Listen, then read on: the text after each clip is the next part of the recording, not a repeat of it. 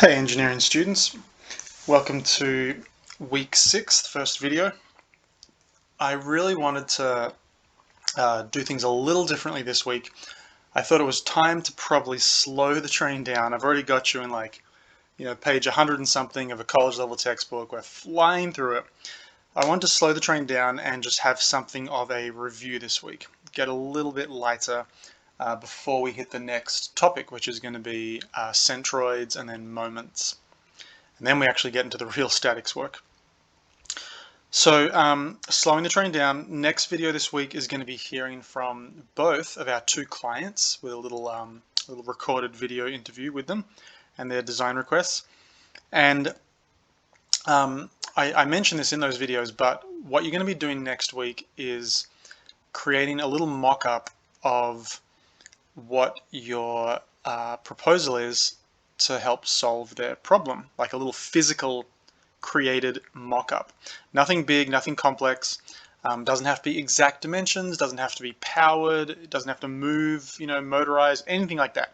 Thinking something about like 6 inches tall that just gives the idea of how you think you could match to what is being described. And you'll hear those, as I said, in a few more days. Now, to help you along in this, I released a question or a poll on Google Classroom today, if today is Monday for you. Yesterday, if today's Tuesday. So the poll is very simple. It just asks if you want to use your own materials, like you might have, a box of Lego lying around, or a box of like Vex, if you know what I'm talking about with those like plastic Vex robotics kits. If you have paper, cardstock, balsa wood, foam board, you can use your own stuff. Or do you want me to prepare something for you to pick up? And as soon as you've submitted those, I will put those in the office for those who choose to get them. Now, I won't lie, it'll be easier for me if you use your own stuff. You don't have to hand this in, you don't have to submit it, don't have to bring it to school. You're just going to take a photo of it, maybe a video if it shows more of what you've done, and that's going to be it. Okay, so if you need materials, I'll give them. My preference is that you would just use things you already have around the house. Okay, so just answer to that question, and that should take care of it. All right, let's review properly. Sorry, I'll also say, also in slowing the train down a little bit this week, instead of having a regular written assignment, like the past 4 or 5 ones have been, this is just going to be a Google quiz assignment. So it's all multiple choice. For the basic group, you have only 10 questions to answer. For the advanced group, you have 15. Okay, 10 for the basic, 15 for the advanced. It's going to be graded in the same grading category, the same weighting as the other end of week ones. And I just ask for a little bit of honesty here. If you could please do your own work. Absolutely, you can discuss concepts, but please don't give out answers. But I am considering this an open note assessment. So you can review the videos, you can ask me questions, you can open up all of your own notes that you've been taking, and you can look at it. That's absolutely fine. I want you can use the textbook. I want you to use anything you need to get 10 out of 10 or 15 out of 15. All right. Okay. All right, let's go for it. So I've got in the middle of the screen here the biggest, most fundamental idea that we've looked at so far. And it's just simply this: the sum of all forces is equal to 0. This is what defines statics. Okay, this is what it means to be studying statics, is that this idea is true, that this idea holds. If this idea were to be ever false, if the forces become unbalanced or not equal to 0, then the thing starts to accelerate, and then it becomes dynamics. Okay, but we don't go there this year. We're just doing things which don't accelerate, statics. All right, so that's it. Now, while this is the center stage of everything we've been saying so far, let's now get into the bigger concepts, or maybe the detailed concepts, one by one. All right, so first of all, we go from this idea into right-angled trigonometry. Okay, and right-angled trigonometry is absolutely an essential skill for what we are doing. There is no way around that, no doubt about that, and we've been doing that already. So here's a super simple example. Okay, very, very typical. A right angle triangle, that's all we've done. If it doesn't have a right angle, it doesn't, it doesn't fit under the heading of what we've been doing. But here's a frequent problem is you will have, let's say, 30 degrees, and you might be given one of the side lengths. So move around a little bit actually. Let's see. It could be 50. And I don't know, let's put some units to it. 50 meters. Oh, actually, I'm going to leave the units off. Let's just say 50. Pure math. We'll do the units later. And we talked about how you do this, and you set up your SOHCAHTOA equations. Now this works anytime you have one side length given, one side length and one angle. Okay, that's what this is designed for. What SOHCAHTOA is designed for. One side length, one angle. So we say to ourselves, all right, sine of the angle equals opposite over hypotenuse. Like that's what this means. That's what SOH means. SOH. And so we do sine of 30 degrees equals the opposite. Now for this one right now, this would be the opposite side. It's opposite because we chose the 30 degrees as the reference angle. Okay, so I'm just going to leave it as an unknown right now, and then the hypotenuse is the 50. And then I could rearrange this equation right now. I can multiply both sides by 50. And that is going to be equal to 25. By the way, as a more advanced student of trigonometry, I know that sine of 30 degrees is exactly 0.5. Like no decimals, it's just 0.5. That's how I knew that would be 25 straight away. I didn't have to reach for a calculator. And then we could do the other one. Cosine of any angle is the adjacent side over the hypotenuse. Again, that CAH is talking about this right here. Man, you 9th graders, when you get to do this trig stuff in wherever it is, end of geometry, algebra 2, you're going to ace this right from the start. I promise you. Cosine of 30 degrees equals the adjacent side, adjacent because it is next to or touching the reference angle, over 50, multiply 50 on both sides.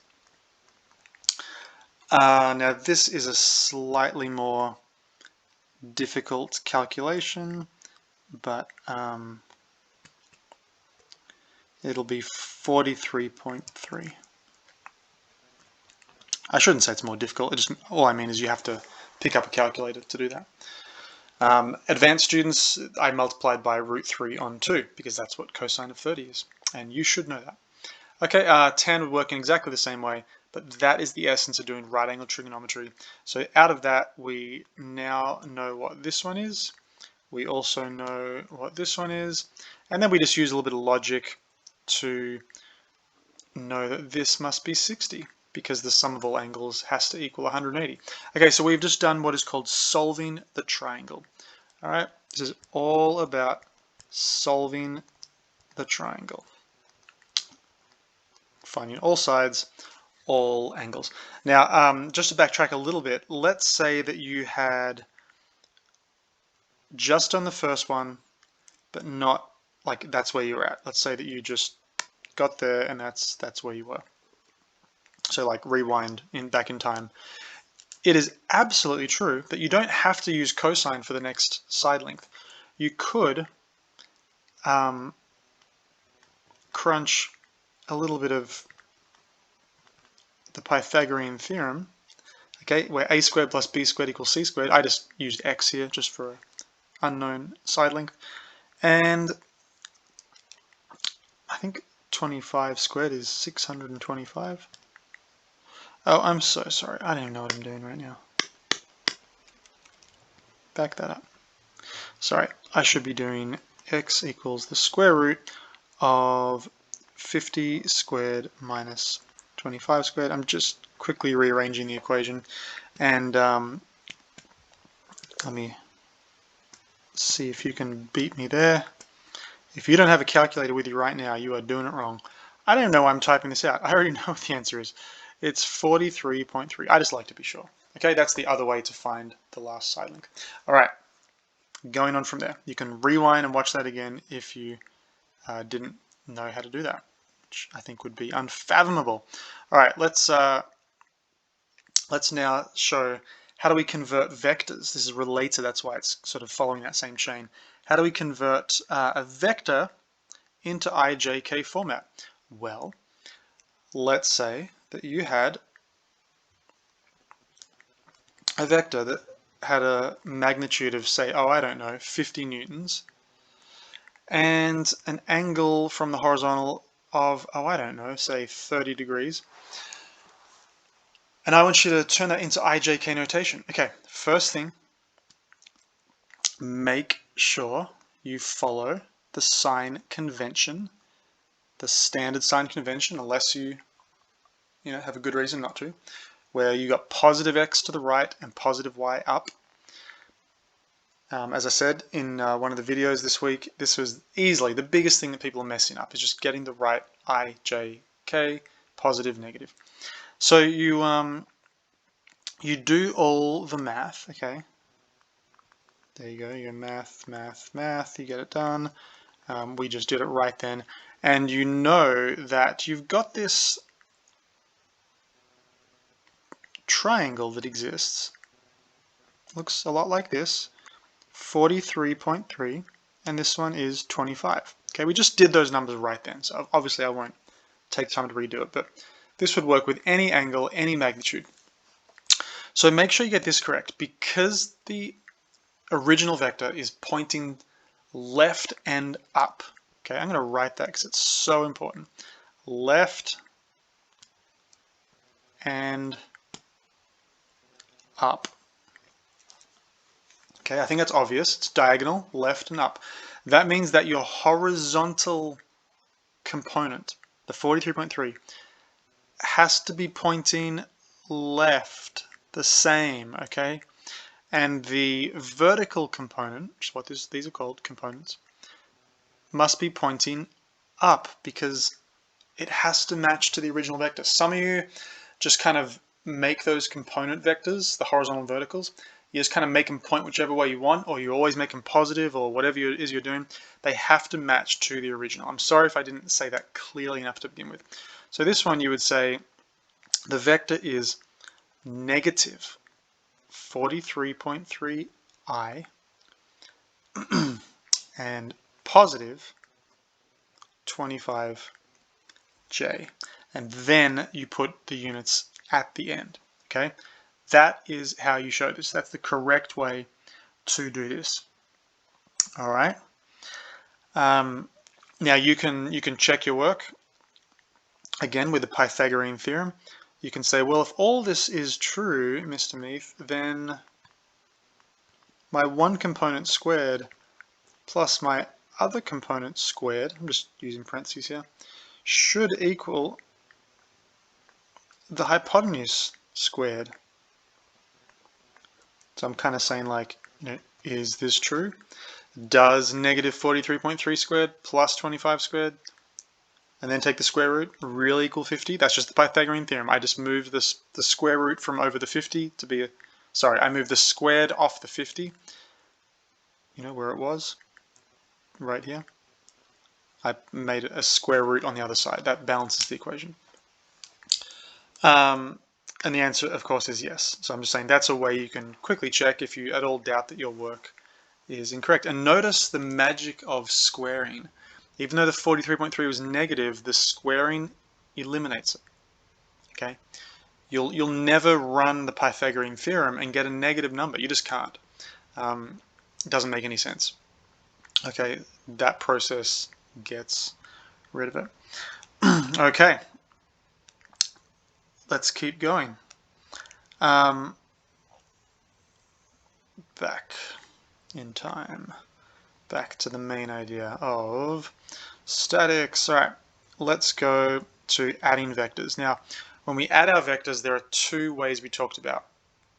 There is the graphical method, there is the mathematical method. We looked at graphing first. Graphing is, oops, let's just leave it right there.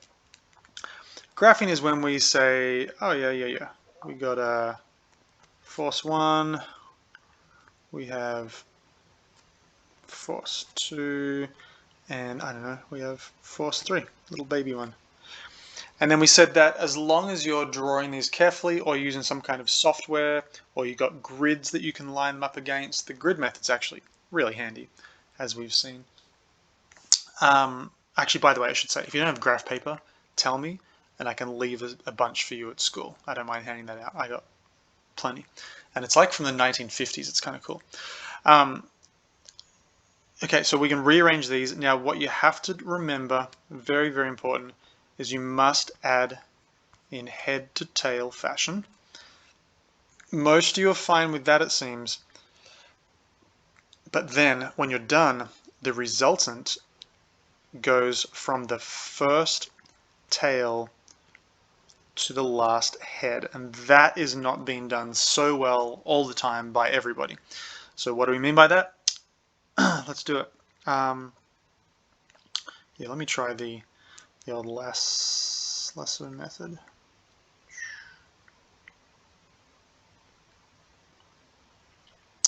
Actually, let me unselect that. I'm gonna do it like this. Nope, sorry, pardon me. Right there like that, there we go. Okay, so we're gonna move this and carefully make sure it goes right from that last head. From the previous head, sorry, is what I mean. This one, oh, come on. Seems like there's not a really good way to add stuff to selections. Okay, and then this one is gonna go, that's okay, we don't mind. This one's gonna go right there. Maybe a little up. Come on. Come on. There we go. Alright. And sorry, he got away from me. Alright, so it got a little jumbled there. Maybe those weren't the best ones, or maybe if I did them in a different order, that might have been a little clearer. But that is where it is, and you'll get the same answer regardless. The final outcome, as I say, right here, goes from the first tail, which is this point here, to the last head, which is this point here. Some of you are just doing it backwards, okay? That is the resultant vector. And by the way, ask yourself, what would that be in IJK notation? Well, it would be negative I plus 4j, okay? With each grid square counting as 1. All right, the mathematical method does the exact same thing. Yeah, let's see how fancy we can get here. I don't know if this will be more time than it's worth. Ah, forget about it. It's already me fast if I just do it. Okay, what do we have? We had F3, we had F1, and then we had F2. There you go. That was a great example of when technology actually gets in the way, and it's just better to use brute force. Okay, so for this version, we would simply say what the IJK components are. Negative 2i plus 2j. Let's see. I. Notice that just like with variables, I don't have to write 1i or positive 1i. If it were negative, I'd put negative I. I guess you could, but no one does. You just write the I. That's 1i. And this one is going to be negative j. You could choose to write 0i if you want to be absolutely like, you know, explicit and not make errors to sort of help keep columns lined up, but I do not consider that necessary. Okay, sum of all forces is -2 plus 1, which is negative I. And then the j's, 1, 2, 3, 4, 5, -1, plus 4. Alright, and that was exactly what we got right over here. Okay. So that method works very well if you, say, are already given the IJK components, or if you've got grids that you can easily estimate from. Sometimes, actually, I'm not going to say sometimes, I'm going to say a lot of the time, you are simply given the vectors actually in this format, and you just have to work it all out first from magnitudes and angles. And you get so quick at doing that, you don't even think about it, you do it in your sleep. Okay, now the last thing along those lines is the usual thing after you are shown, and by the way, I could, what was it in blue? I can actually show that resultant negative I plus 4j, okay, right here. So this is the resultant, or the sum of all forces. Negative I plus 4j, okay. Negative I plus 4j. Okay, so when you have your final answer from whichever method, it's a really good idea. It's very, very usual to be asked, well, if this is the sum of all forces, what is the magnitude of the sum of all forces? And so really all you got to do is the Pythagorean theorem. The parentheses aren't absolutely necessary in the 4. I'm just kind of doing it to make a point. They are necessary in the 1. Slight bunny trail here. Sorry guys, but -1 squared is not the same thing as -1 squared. Okay. This one really means square the 1 first and then put the negative on it. This one means -1 times -1. Okay, not the same thing. So our answer in this case, back to the main flow of things, is going to be what? Maybe like 4.3 or something? Let's see, 1 plus 16 equals 4.1. Okay, pretty close to the original. 4.1. There we go. That is the magnitude. And then for the advanced students, we do also want to calculate, I didn't read this for the advanced students, you also need to calculate the angle, and we do that with arctan, and really the super simple shortcut is just grab the two numbers and they're positive, you know, like they're absolute values. I didn't even put the negative in. Just use the two positive numbers, 1, 4. Run it through arctan. Let's see. Give me a moment. Okay, 14.0 is what comes out of my calculator. Okay, make sure you're in degrees mode. 14.0 degrees. It's easiest just to throw those two numbers. And by the way, it doesn't actually matter if you do 4 over 1 or 1 over 4. If I do arctan of 4 over 1, or which is 4 in other words, I get 76.0. And do you see what's happening here? Whether you do one or the other, you just simply get the two complementary angles of 90 degrees, 14 and 76. And so if I may go back to the original problem and what it looked like. Oops, I'm over here. Okay, the 14 and the 76, it's now very, very obvious, I would say, as to what that refers to. If we're talking the 14, it's clearly talking about this angle. If we're talking about the 76, well, it's clearly talking about this angle here. And you're not likely to get those confused. It's usually very clear which one is being talked about. So yeah, I would not even worry about anything other than that, because you always end up doing the same thing.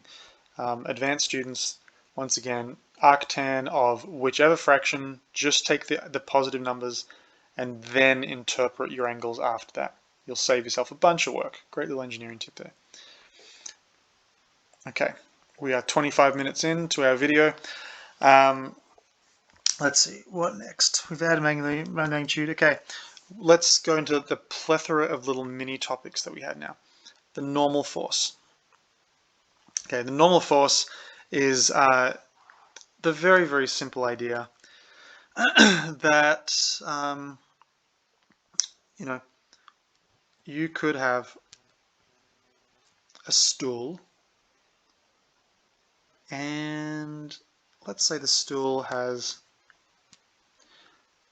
a weight of 10 newtons, and then, perched on that stool, you could have a pig. I don't know what this is turning to. It's going to be a pig. It was going to be an elephant. That's why I went with a grey. But this is a little easier. Sorry, I'm missing the squiggly tail. And I've kind of given him like rhinoceros feet. I'm sorry. I switched tack halfway there. I don't plan these lectures. If you think I do, I'm really making a lot of this up as I go.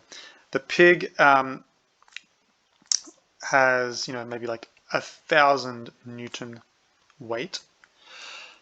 So what that means is, like we said, like what's missing from the story? Well, the normal force is missing because we know that the sum of all forces must be 0.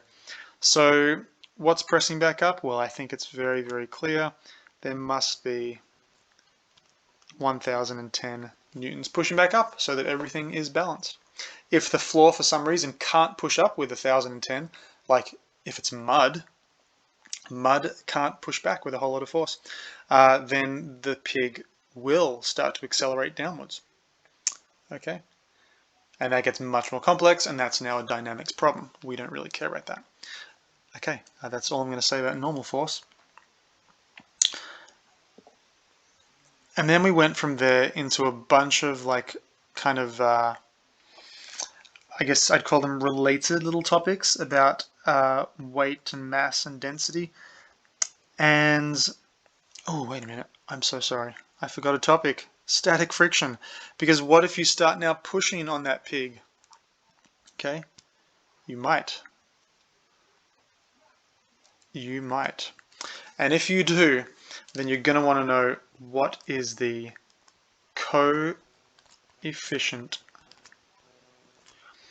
of static friction, which we are just using the symbol mu this year. Mu, mu, the Greek letter m, lowercase. Coefficient of static friction fits into the Coulomb friction formula, where the force of friction is mu times the normal force, n. And we said that this is really just a, it's almost like a ratio or a percentage. You're saying what percentage of the normal force is available as static friction.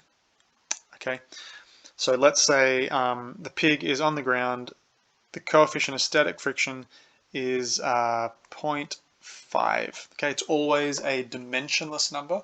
It simply is going to be a decimal because it's modifying an existing force, the normal force. So it's going to be like 0.3, 0.4, 0.8. Doesn't usually go beyond 1.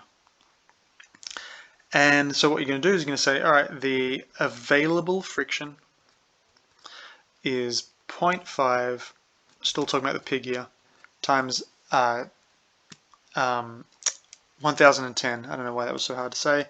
And so that is going to be 505 newtons. It is an available force, so you must give the units. 505 newtons. So I could push and push and push on this pig, and as long as it did not exceed 505, there would be a friction force happily developed right there at the ground. Okay, up to that critical 505, and then beyond that it can't resist anymore, and the thing starts sliding. Then it becomes a dynamics problem, and then we stop caring about it for this year. We also pointed out, last thing I'll say here is that normal forces are always perpendicular. In fact, the word normal means perpendicular, particularly in three-dimensional situations. I can't spell. Actually, I'm quite good at spelling. Shouldn't beat myself up.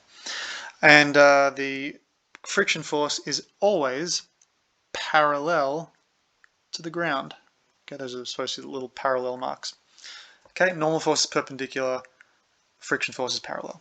All right, now I'm ready to go on to this other one. Weight, mass, and density. So this is the, let me start with density actually. So we have, you know, I don't know, what can I have? Sure, I guess I'll go boring. I have a big hunk of wood, and it has a volume of, I don't know, let's see. What am I gonna say here? It's got a volume of 10 cubic feet. Oh no, I'm gonna stick in. Sorry, I'm gonna stay in SI units. Volume of 10 cubic meters, and then we are told that whatever this thing is, it has a particular density, and the density is, let's say, we'll make it 500 kilograms per meter cubed. All right.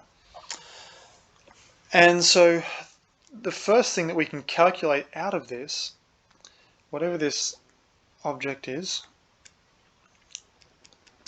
sorry, I like my shading, makes it feel more 3D-ish.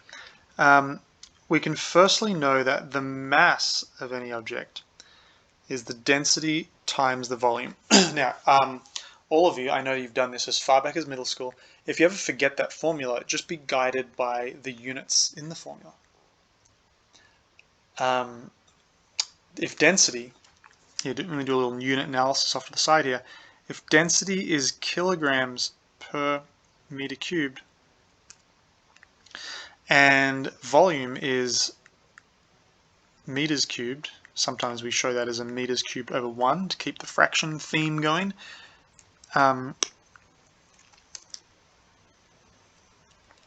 Then I think it's pretty clear that those cancel out, and all you have left is the kilograms. Okay, and because we're looking for mass, that makes sense. So that's, as I'm saying, if you forget what the formula is, always be guided by the units. They will lead you true every time. So we have a density of 500, we have a volume of 10, so we will have a mass of 5,000 kilograms. And then we can keep going from there. We talked about weight. Weight is equal to mg. Now what is g? G is the gravitational constant. It is always at sea level on planet Earth, equal to 9.81 meters per second squared. If you're talking in US customary units, it's 32.2 feet per second squared. We are almost always going to be using that.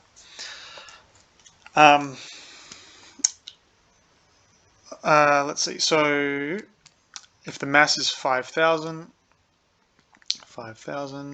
times 9.81 equals 49,050. And by the way, two of you did spot my mistake in one of the videos recently where I said 49, what did I say? I said 50 times 9.8. I said it was 49, it should have been 490. Apologies for that. Well spotted, some of you. There you go, the weight is 49,050 newtons. Now, it is also very common, let's go to kind of like parallel universe here. Woo. It's very common to say that G is about 10 meters per second squared. For back of the envelope calculations, that is just fine. So in that case, you'd be doing 5,000 times 10 equals 50,000 newtons. Let's convert that for the sake of simplicity. 50 kilonewtons. or 5.0 times 10 to the 4 newtons. Okay, all saying the same thing. A little bit of scientific notation for you there.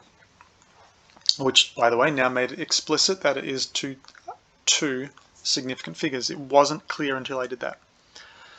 Okay, doing well. That's how weight, mass, and density work out. I would recommend, as you do all this, you should probably know some basic volume formulas.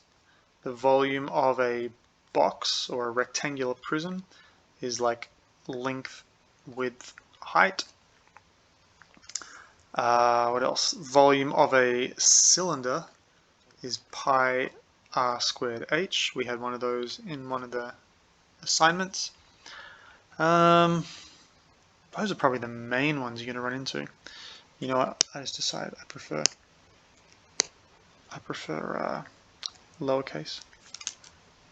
Length, width, height. There we go. Feels better. Yeah, like, I mean, you can have triangular prisms, and you can have, well, okay, volume of a sphere. That could happen. Pi cubed. Oh dear, I am forgetting. Hold on. Oh gee. I think it's divided by 4. Hold on, everybody. I need to look this up. I don't want to give you false information. Volume of a sphere. Sorry, it's been like a couple of years since I've had to use that in like calculus. Come on, come on, come on. Volume of a sphere, 4/3. Wait. Oh boy. 4/3 pi r cubed. There we go. That's what it is. Sorry. Calculus students, you will see that. 4/3 pi r cubed. Sorry for that little detour there, folks. Okay, so know those. And we also said, another little helpful hint too, is that the density of water is extremely helpful to keep in mind. It is exactly 1,000 kilograms per meter cubed. So by that you can kind of refer back to anything at all. When I said 500 back over here, I hope that you saw that and you immediately thought to yourself, oh, so whatever it is that we're holding right now or looking at, it's got half the density of water. Because you know what water feels like in the hand. You know what it feels like to drink it. So that just gives you a very, very convenient mental measure. The last thing I'll say about this is that we kind of got down a rabbit hole when it came to talking in US customary. We talked about how you'll see units in like pounds per cubic feet, and that's actually weight per volume, which gets a little tricky. Like concrete, for example, is about 150 pounds per cubic feet. But yeah, I'm going to try to keep you in metric when it comes to those sorts of problems. Give me 1 second, folks. Just got to check something.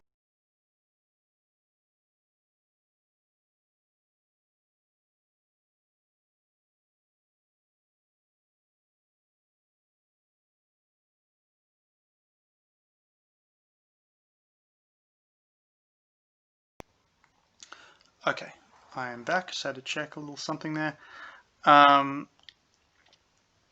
Okay, our last little topic was springs, and springs, we said, are governed by the spring formula, which is that the force in a spring is equal to kx. And remember that I departed a little bit from the notation in the book, which was k delta x.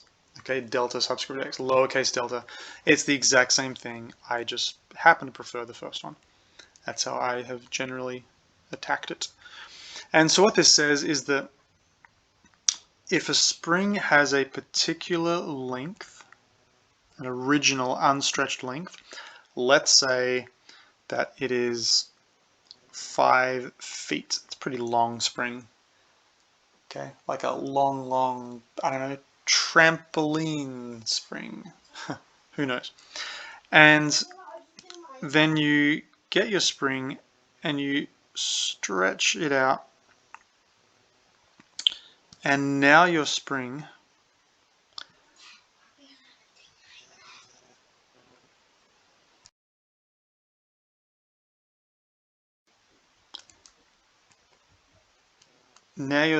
is, say, 6 feet long, and it took you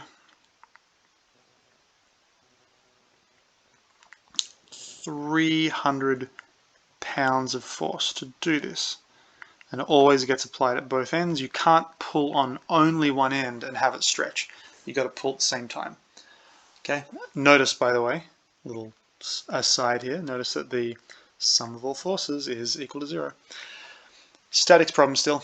What you do here is you say, okay, the x that we're referring to is the stretched length. Okay. X refers, I shouldn't say the stretch length. I should say look, the only word I want to use right now is deformation, the change. What is the change in length? And then the F is the force, and K is the spring constant, so I would run this calculation like so. I would say, all right, 300 equals K times 1. This is one foot, okay? In this case, our change was 1 foot because it went from 5 feet to 6 feet. 300 was the force. Notice I'm not saying 600. It's not both of them. It's one of them. The other one is just there to like balance it, to hold it to the other end. And 300 divided by 1 is a very, very easy thing to work out. So it's clear here that K is 300, and this is measured in pounds per foot. All right, or alternatively, you're measuring in SI units, and it would be newtons per meter. It's always going to be force per length, okay? Because of the way the formula is set up. F equals kx. F is the force, x is the length. So that's kind of it. You'll always have 2 out of those 3 things. Okay, you'll always have F and K and have to solve X, or you'll have F and X, have to solve K, or you'll have K and X and have to solve F. And then a few of you are asking great questions about springs in the discussion. And spring constant K, it can only be determined in practice by experiments, by doing just what this diagram is showing, by taking an object, pulling on it, or compressing it. It works either way. And measuring carefully how much force it takes you to do it and how much is the deformation length. That's it.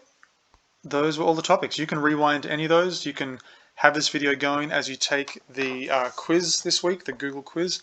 That's fine. I want you to get this correct. I want you to feel this week like you can catch your breath and that you actually understand everything that's happening.